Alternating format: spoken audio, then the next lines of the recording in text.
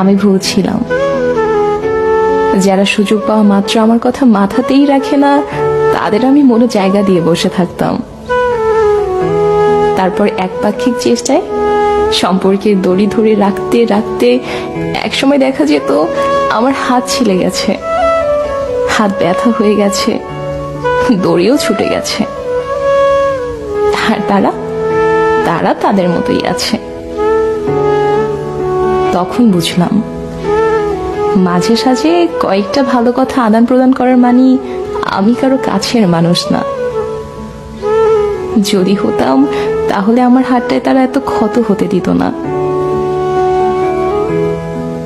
পুরনো এমন অনেক ক্ষত দিয়ে আর ক্ষতর দাগ দিয়ে আমি শিখলাম সবকিছু ধরে রাখার চেষ্টা করতে নেই।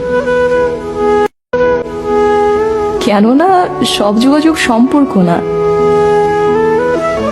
এই দুনিয়ার অনেকেই হলো শুধু মানুষ, আর খুব অল্প কেউ হবে আপনার মানুষ।